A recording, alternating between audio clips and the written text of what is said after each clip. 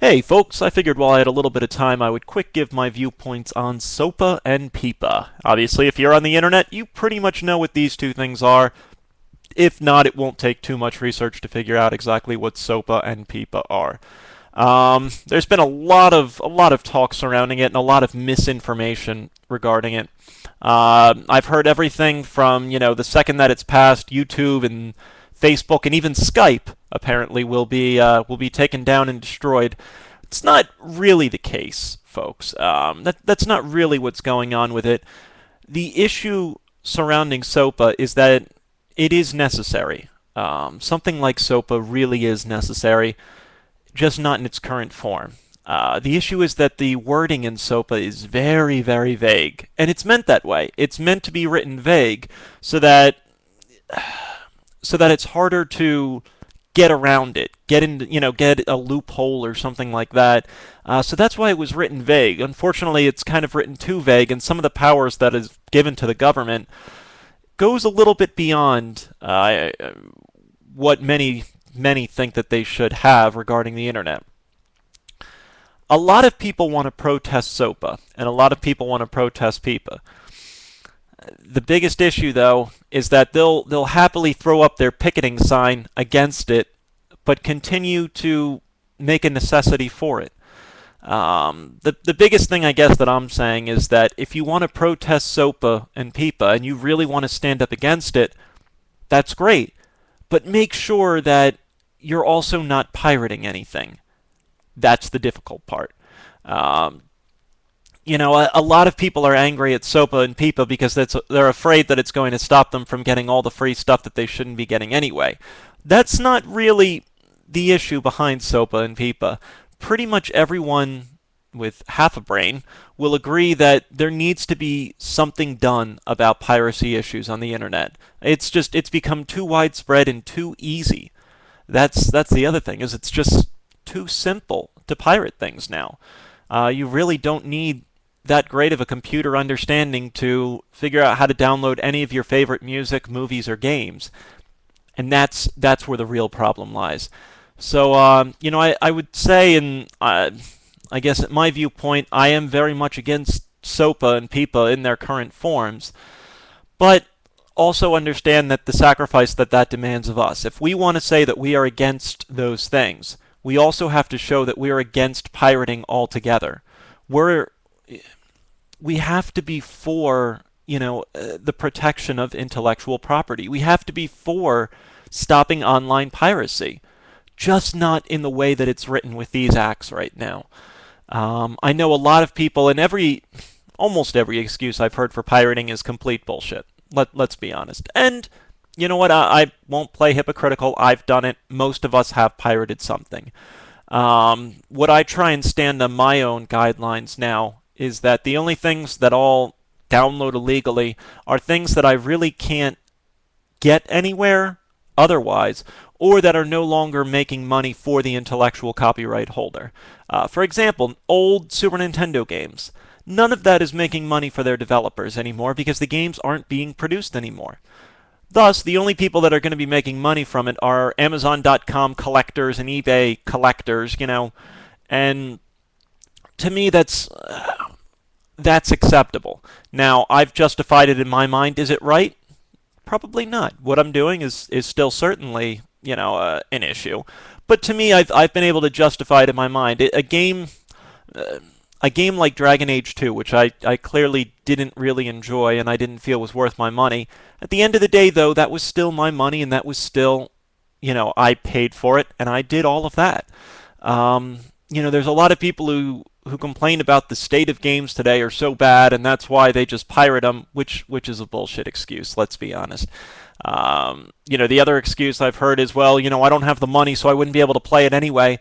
Well, you know what? Then maybe you should wait. Wait, 6 months, a year, whatever. Wait for the price to come down on it and then get it.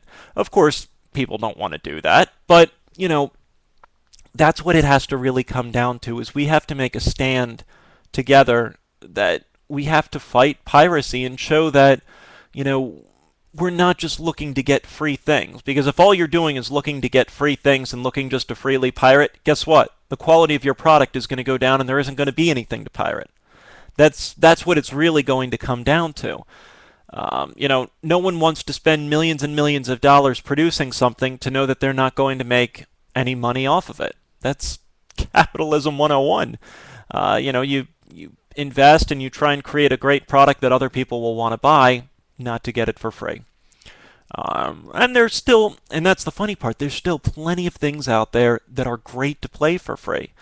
Other excuses, I've heard, and perhaps the worst of them all, is that I don't want to give money. EA, for example. I don't want to give money to EA, and, I hate that company. Well, when you pirate the games, guess who you're screwing over? It's not the fat guy sitting at the top of the ladder making all the millions and millions of dollars. It's the bottom tier developer who's worked his entire life to try and become a developer for a game company, has taken basically voluntary pay cuts to be a game developer. A lot of the skills and programming skills required to be a game developer, you can make a lot more money in business. That's just how it is. So you're not screwing over the big fat cat at the top. Guess what? He's still going to be making millions of dollars. You're screwing over the little guy at the bottom. That's what you're doing. And, I mean you as a general term, obviously not speaking to anyone specific, and I'm sure there's plenty of people out there who, have chosen not to pirate. And that's the difficult part. Most of us easily know how to pirate anything we want. I mean, let's be honest. It's really not that hard to navigate to a torrent site, download pretty much whatever we want, and leave. Really not all that challenging at all. So you have to voluntarily choose to not do that. And to me, you need to ration it out in your head. If you don't have the money to buy the game right now, try and settle with a different game or wait for it. This is where we have to kind of show that we're not just looking for free products. The reason that we're protesting SOPA isn't just for free things. It's because the wording of it right now is so vague that it gives the government a lot more control and power than we might want to give them. So I guess your biggest thing on protesting SOPA is to not pirate at all. Or, I mean, that's what it really comes down to, and that's how you become a protester of it. By not pirating, you're showing that that's the issue with it. The other thing that really needs to be reviewed and looked at, I feel, in our country is copyright laws. The internet has really changed copyright laws and has changed it for an interesting fashion, I guess. Let's Plays, for example. Now, they're not illegal because of fair use. So, I'm not passing off. Obviously, I didn't develop these video games. Obviously, I wasn't the one who created these, multi-million-dollar video games and are playing them. Everyone knows that. Everyone can see that clearly. And everyone pretty much knows who made these games. It's all over. But is what I'm doing illegal or gray in terms of playing these games and commentating over them? I can see why that's a very gray area. I am commentating. I'm adding an additional level of service. And video games are weird because it's not like anything else. The way that I play and my gaming experience and my commentary is totally different than the way another Let's Player plays. And maybe you'll choose to watch them over me over them. It doesn't matter. It's a different product, I feel, in Let's Playing. And so even with advertisements on Let's Play videos, I don't have an issue with that.